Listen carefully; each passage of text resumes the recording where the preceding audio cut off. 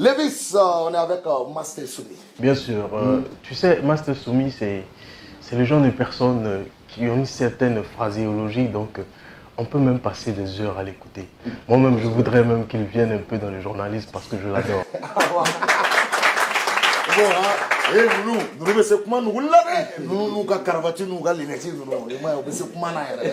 Alors, Master Soumi, on sait qu'à la base, le rap, déjà, est quelque chose qui dénote et qui enjoint parfois ce que la population, la société en général veut. Et selon toi, quel est l'impact ou le rôle que le rap malien a aujourd'hui sur la société en général? Moi, je pense que c'est une très très bonne question. Je pense que le rap a un rôle important à jouer. Et le rap a joué un rôle important depuis l'avènement de la démocratie à nos jours. Le rap a permis aux citoyens lambda de s'intéresser à certaines questions concernant même la vie de la nation, concernant même la gestion publique, concernant tout ce qui se passe au Mali. Donc, un seul rappeur peut éduquer des milliers et des milliers de personnes. Et un seul rappeur aussi peut détruire des milliers et des milliers de personnes. Cheikh Lévis, info actualité. Aujourd'hui, on va parler de la canicule.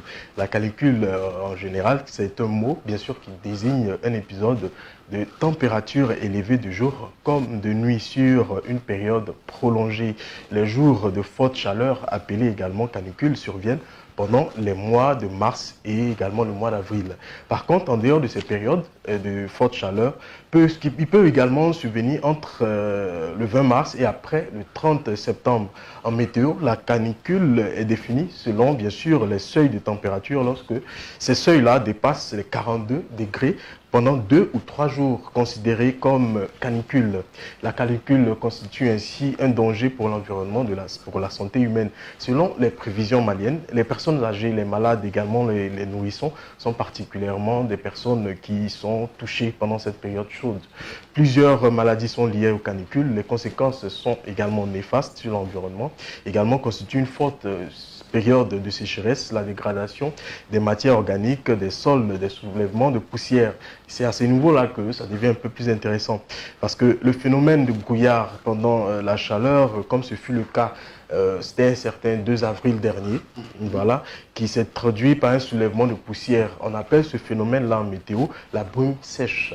Okay. Voilà, ce soulèvement de poussière s'est manifesté dans les régions de Kao, à Menaka, à Kidal. Et cette accélération également du vent qui s'est manifestée encore au sud du Mali il y a eu quelques semaines, je pense. Voilà, ce qu'il faut retenir, c'est que chaque année, il pleut pendant le mois de mars et d'avril. Okay. Même parfois, nous constatons qu'après une forte journée de chaleur, il y a la pluie. Cela s'explique. Et je vais donner ici les explications. Ce phénomène-là est récurrent et cela est dû au brusque mouvement du FIT. En réalité, le FIT, c'est le front intertropical. Alors, lorsque la dépression saharienne se creuse au niveau de la Libye, cela aspire le FIT. Le FIT est une zone en réalité de masse du vent du nord et celui également du sud. En termes de météo, on appelle cela la circulation générale et en bambara.